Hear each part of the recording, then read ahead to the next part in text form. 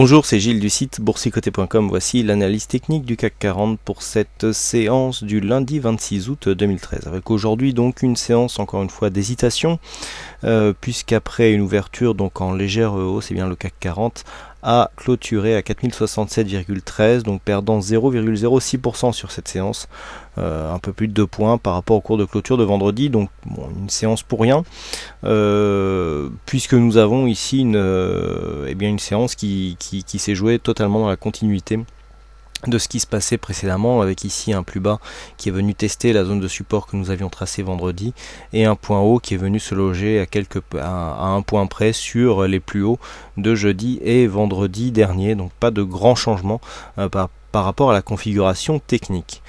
Du point de vue des indicateurs, donc nous avons un RSI qui est en train de se stabiliser puisqu'il oscille, il n'oscille plus, il est relativement plat, quasiment horizontal.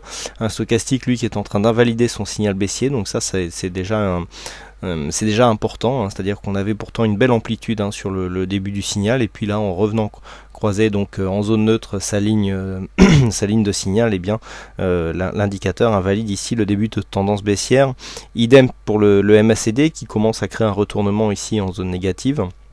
Un retournement, il est assez faible au niveau de l'amplitude, mais toujours est-il qu'on signale là aussi une fin de dynamique baissière.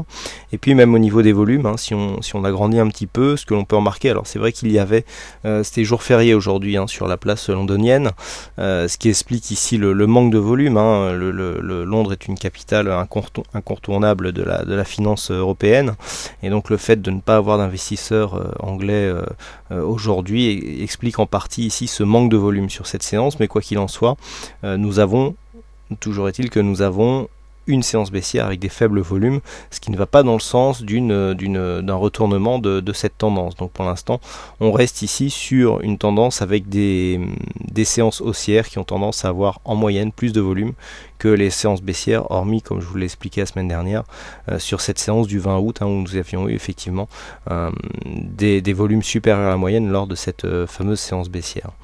Donc pour l'instant, les signaux ne vont pas dans le sens d'un retournement, et la volatilité est relativement stable, quoique en légère baisse. Donc la configuration technique reste toujours la même. On a ici cette zone de support court terme. La zone de support ici n'était pas réellement significative sur cette vue moyen terme. Donc là on se limite vraiment au court terme, et le fait d'avoir ce support qui est pour l'instant respecté nous donnera quelque part une limite visuelle, c'est-à-dire qu'une cassure de ce support, donc demain qui se situera à 4042 points, une cassure de ce support sonnera la fin de la dynamique haussière très court terme que nous avons depuis maintenant 5 bougies. Ça sera le premier signal ici, signal de fin de dynamique, de cette dynamique haussière. Le signal de consolidation viendra ici sur une cassure de ce point bas significatif qui entraînerait, si la dynamique le permet, une cassure de cette fameuse zone ici 3994-4005, qui correspond donc au 23,6% de Fibonacci, qui lancerait le signal de consolidation de cette tendance de fond, donc qui reste haussière. Mais en attendant, c'est vraiment le statu quo, on n'a pas de signal particulier.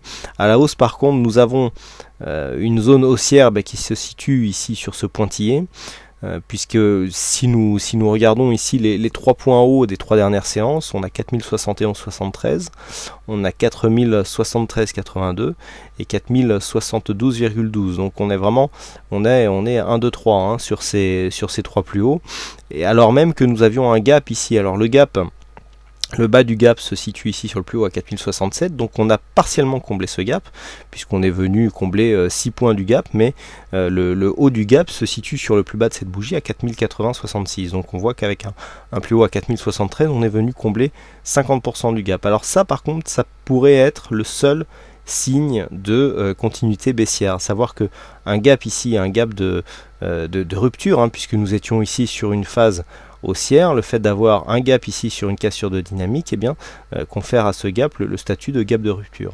Un gap de rupture qui n'est pas comblé dont la zone de gap se transforme en résistance, c'est plutôt baissier.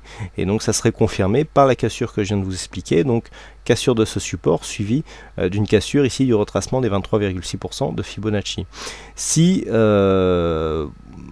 le gap était comblé, il faudrait surveiller les cours ici, puisqu'il y a des comblements qui provoquent une accélération de la tendance de fond, à savoir tendance de fond du gap, à savoir baissier. Donc tant qu'on est sous 4080-85, on peut toujours avoir une rechute et donc créer une cassure par rapport à ce support. Le fait de remonter ici au contact des 4120 nous éloignera le danger, je dirais. Ce qu'il faut éviter là pour ne pas repartir trop fort à la baisse, c'est combler ce gap et repartir tout de suite. Là, ça serait assez violent comme mouvement. On aurait à coup sûr ici cassure de cette zone et cassure du retracement des 23,6 avec un premier objectif qui se situerait ici à 3914. Dans l'éventualité où les cours remontent ici, comblent ce gap assez facilement et continuent à monter, là on aura tendance à invalider le mouvement. Et si les cours continuent à remonter, eh bien on sera plus ici dans une phase de sortie dynamique, stabilisation et donc continuité de la tendance de fond, si tant est que les cours ensuite à cette remontée arrivent à casser ici cette zone des 4124 points. Voilà donc ce que l'on peut dire sur cette analyse technique. Donc mon biais reste toujours légèrement haussier court terme ici en attendant de voir une réaction sur le comblement du gap. Si on redescend rapidement, eh bien j'attendrai une cassure ici de cette zone pour jouer la consolidation. Par contre sur une continuité dans la remontée, eh bien je jouerai un test ici sur cette zone des 4124 avec pourquoi pas une cassure qui nous emmènerait vers de nouveau plus haut. Voilà donc ce que l'on peut dire sur cette analyse technique du CAC 40. Aujourd'hui encore, il y avait un jeu du fixing et comme souvent, eh bien c'est Bono qui gagne à cette session, donc bravo à toi. Et puis quant à moi, il ne me reste plus qu'à vous souhaiter à toutes et à tous une bonne soirée, bonne chance dans vos prochains trades. Et on se donne rendez-vous dès demain pour d'autres analyses techniques en vidéo. Bonsoir à tous.